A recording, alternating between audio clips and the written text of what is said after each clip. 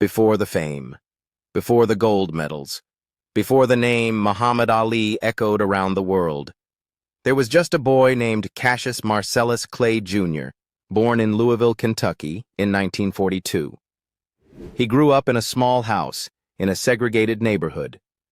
The signs of the time said, "Whites only," and little Cassius noticed them all around. He asked his mother once, "Why can't I drink from that water fountain?" She just said, "Because that's how things are, baby." But he didn't like how things were. At age 12, his red bicycle was stolen. Angry and determined, he ran to a police officer named Joe Martin, shouting he wanted to whoop the thief. Martin looked at him and said, "You'd better learn how to fight first." That one sentence changed everything for young Cassius.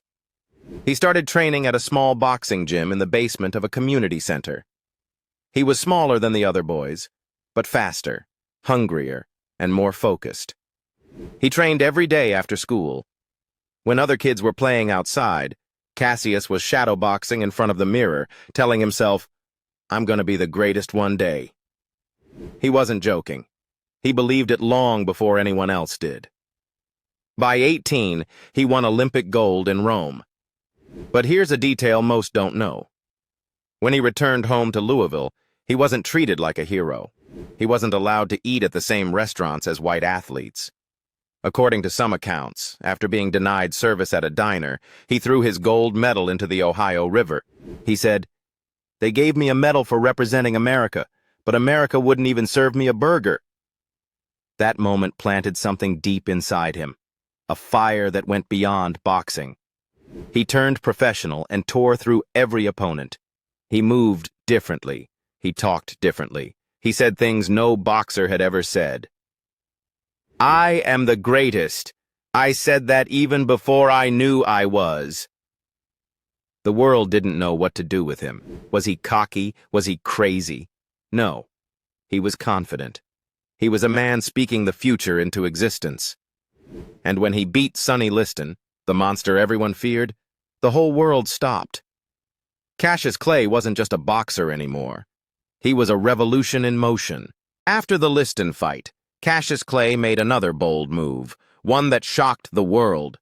He announced that he had joined the Nation of Islam and changed his name to Muhammad Ali. He said, "Cassius Clay was my slave name. I didn't choose it. I am Muhammad Ali, free and proud." The media erupted.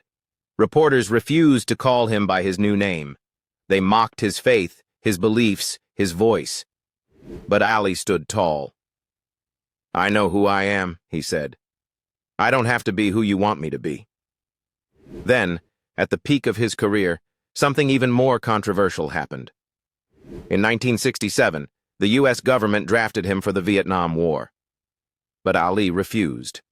He said, "My conscience won't let me go shoot my brother, or some darker people, or poor hungry people in the mud for big, powerful America."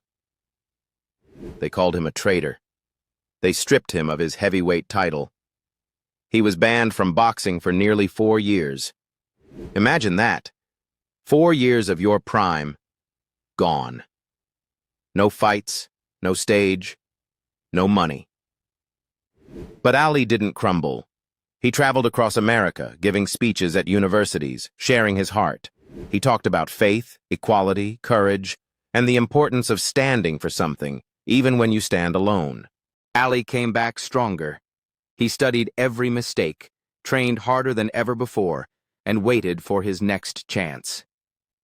Then came 1974. The rumble in the jungle. Location, Zaire, Africa. Opponent, George Foreman. Undefeated, powerful, terrifying. No one believed Ali could win. Even his closest friends begged him to call it off. But he smiled and said, "If you even dream of beating me, you better wake up and apologize." Ali had a plan. The rope-a-dope.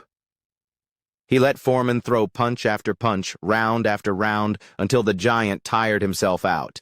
Then, in the 8th round, Ali unleashed a flurry that ended the fight. Foreman went down. And once again, the world witnessed the impossible. "I told you all I'm the greatest of all time," he shouted to the crowd. But what most people didn't see was what came after. The pain. Years of punishment in the ring caught up with him. By his late 30s, Ali's body began to slow. His speech became softer, his hands trembled. He was diagnosed with Parkinson's disease, yet he never hid. He never stopped showing up. He lit the Olympic flame in 1996, his hand shaking, his eyes steady. And the world cried. Because in that moment, they saw that true greatness has nothing to do with physical strength, and everything to do with heart.